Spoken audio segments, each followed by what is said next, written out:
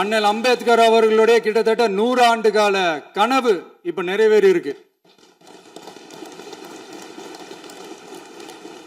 நான் ஏன் கொஞ்சம் சவுண்டா பேசுறேன் அப்படின்னா அவங்களுக்கு கேட்கணுன்றதுக்காக, தப்பா எடுத்துக்காது. அதே மாதிரி பெண்களோட பாதுகாவலர் நாங்க தான் அப்படின்னு சொல்லிக்கிறவங்களை கேட்கிறேன், எத்தனை பெண்களுக்கு அமைச்சர் பதவியில இடம் கொடுத்தீங்க கொஞ்சம் சொல்ல முடியுமா? எங்க அரசுல 4 சகோதரிகளுக்கு அமைச்சர் பதவி கொடுத்திருக்கிறோம்.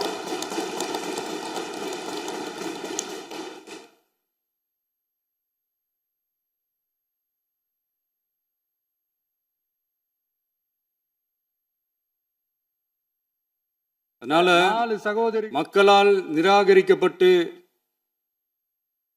மக்களால் அகற்றப்பட்டவங்களுக்கு ஒண்ணு சொல்லிக்கிறோம், தப்பே செய்ய மாட்டோம், ஊழலே செய்ய மாட்டோம், நேர்மையா தான் இருப்போம், நியாயமா தான் இருப்போம் அப்படின்னு சொல்றவங்களால மட்டும்தான் கூட்டணி ஆட்சி அமைக்க முன் வரும்.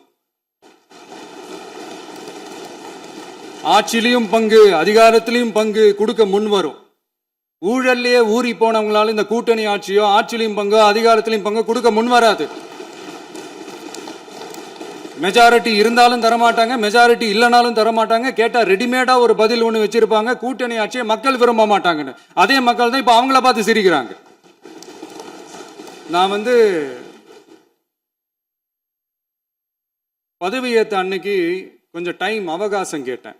எதுக்கு கேட்டேன்? நிதி நிலைமைலாம் கொஞ்சம் மோசமா இருக்குது, அதெல்லாம் கொஞ்சம் சரி செஞ்சுக்கிட்டு படிப்படியா கொஞ்சம் கொஞ்சமா நான் கொடுத்த வாக்குறுதிகள்லாம் செயல்படுத்துவேன், அதுக்காக கொஞ்சம் டைம் அவகாசம் கேட்டேன்.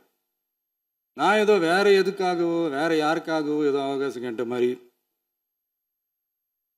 அடுத்து இங்க சபையில இல்லாதவங்களை பத்தி பேச வேண்டாம்னு நினைக்கிறேன்.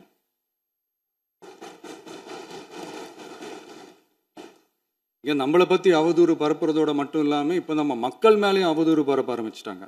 மக்கள் நமக்கு ஓட்டு போட்டது தப்பான், குடும்பமா நமக்கு ஆதரிச்சது தப்பான். இது இப்போ இல்ல, நான் சொல்றது எம்ஜிஆர் அவர்கள் காலத்திலிருந்தே. அப்பவே அவர் ஜெயிச்சப்போ அதே மக்களை தப்பா பேசுறது.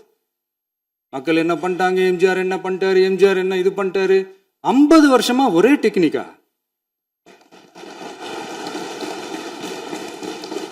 டெக்னாலஜி எல்லாம் மாறி வேற எங்கேயோ போயிட்டு இருக்கு பஸ். இதுல கொஞ்சம் டெக்னிக்காச்சும் கொஞ்சம் மாத்தினா கொஞ்சம் நல்லா இருக்கும். அதனால மக்களுக்கு யூஸ்ஃபுல்லா இருக்கிற மாதிரி இந்த ஆக்கப்பூர்வமான கருத்துக்களோ ஆக்கப்பூர்வமான யோசனைகளோ இருந்தா சொல்லுங்க, அதை நாங்கள் டெஃபரெண்டா எடுத்துக்கிறோம். ஆனால் அதை விட்டுட்டு இந்த நக்கல், நையாண்டி, சம்பந்தம் இல்லாத பேச்சு இதெல்லாம் பேசிட்டு அப்புறம் முதல்வர் பதில் சொல்லலை, முதல்வருக்கு பதில் சொல்ல தெரியல அப்படின்னா அப்புறம் என்ன சோஃபா மாடல் ஆட்சியா? அது என்னன்னு புரியறதுக்கு எனக்கு ரொம்ப நாள் ஆச்சு. இந்த sofa set, table chair, teapoy, furniture பிஸ்னஸ்லாம் வேற எங்க வெளியில போய் பண்ண சொல்லுங்க. அப்படி அந்த பிஸ்னஸ் தான் பண்ணணும்னா நிறைய பிஸ்னஸ் பண்ற மாதிரி வெளியில போய் பண்ண சொல்லுங்க, இங்க சட்டசபைக்குள்ள வேணாம். அதனால ஆக்கப்பூர்வமான கருத்துக்கள் இருந்தா சொல்லுங்க, டெஃபினட்டா அது சரியா இருந்தா நாங்க ஏத்துக்கிறோம்.